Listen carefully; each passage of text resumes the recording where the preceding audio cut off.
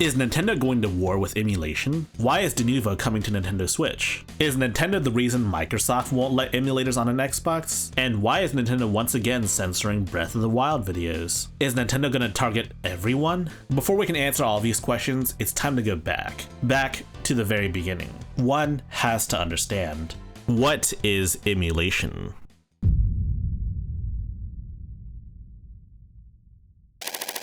In computing, an emulator is hardware or software that enables one computer system to behave like a different computer system. But we're going to be talking about video game console emulators. These video game emulators emulate older consoles and allow you to play their games on your PC, a function that no console manufacturer would ever allow. Yet it happened anyways. And of course, the rest is history. Sony tried to sue Bleem, the developers of the Bleem emulator. While Bleem did end up going bankrupt due to the lawsuit, Sony ended up losing every single lawsuit against them, establishing that emulators were in fact legal. This is the single biggest reason why you can just go on the internet and download Dolphin or RetroArch online, because it's legal, and because those emulators have used no stolen code from any of the major console manufacturers. It's all clean room engineered. So you might be asking yourself, why is emulation so important? Contrary to popular belief, emulation wasn't created for the sole purpose of piracy. It was created as a means to replicate and study older hardware.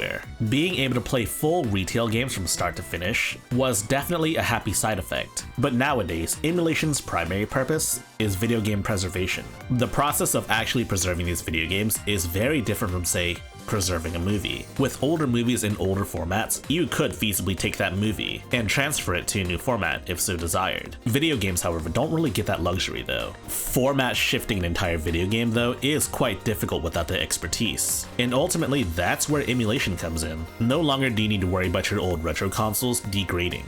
With some special hardware to convert all of your physical copies into ROMs, you could have your original game collection live forever. So while emulators themselves are legal, the ROMs themselves are in a much grayer place. Many would argue that downloading ROMs for games that you don't own is illegal. But what about downloading ROMs for games that you do in fact own? More are wishy-washy on that. Some would go as far as to say that the only ROMs that are legal are ROMs that you have in fact dumped yourself. Like, you bought one of these, put your own NES cartridge into it, and then dumped the ROM yourself. Of course, Nintendo seems to think that this is all illegal, whether it's downloading ROMs for games that you don't own, or do own, or dump yourself. Nintendo was also careful to not say that emulators themselves were illegal, because they're not illegal.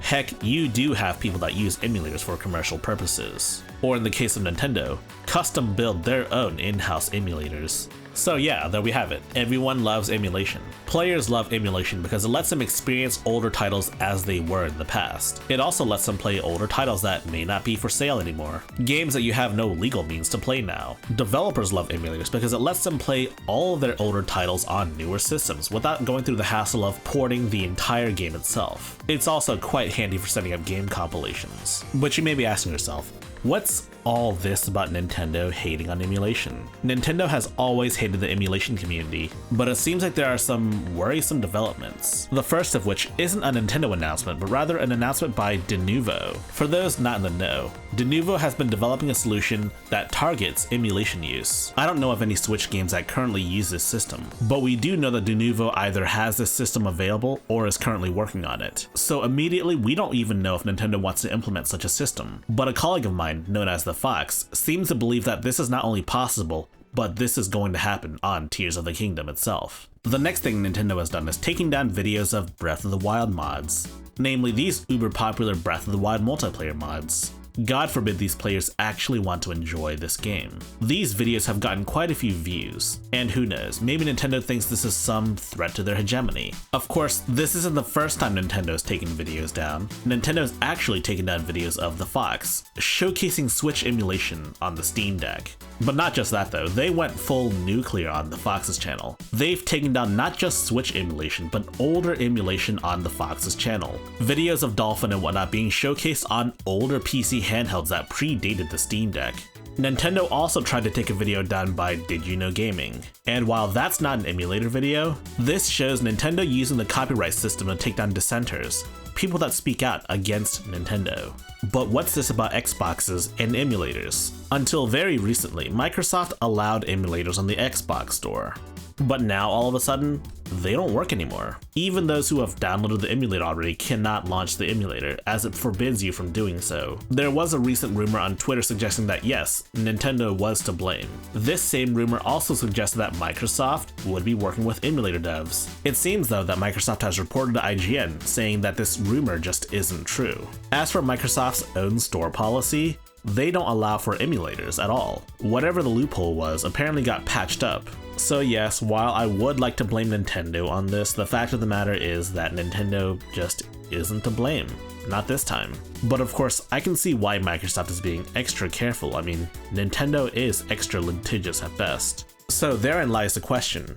Is Nintendo at war with emulation? The answer is they've been at war for quite some time now. If Nintendo could, they would have taken action against emulators directly a long time ago. But the threat of de novo coming to consoles, period, this raises a lot of concerns.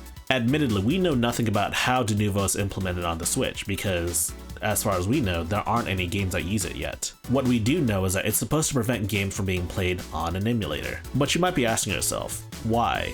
Well, it's because Switch emulation is very easy. And it's one way pirates bypass de novo on the PC version of games. Instead of playing the PC version of games, you know what they do instead?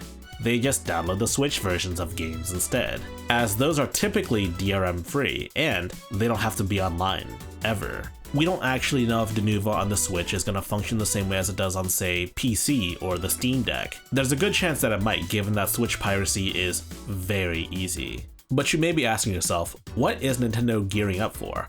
Why is Nintendo amping up their anti-emulation rhetoric? And I suspect a lot of it is due to the fact that Tears of the Kingdom is about to release. It's a game that's highly anticipated, and one that many people are gonna buy, and I am gonna buy and also emulate on my Steam Deck. See, Nintendo doesn't want a literal deluge of people just emulating Tears of the Kingdom, especially not on a Steam Deck. You and I know that's gonna happen though. Literally everyone and their mother on YouTube is gonna scramble to emulate Tears of the Kingdom on their Steam Deck. Heck, if the game gets leaked, then you may even see this before the game even gets officially released. Just some food for thought, you know? If you liked this video, you should give it a thumbs up and spread the good gospel of high-tech lowlife. And if you want to see more high-tech lowlife, be sure to enable notifications and press the subscribe button. Furthermore, we have a community Discord server for enlightened individuals such as you. And in case you wanted to directly support high-tech lowlife, you can join our Patreon page.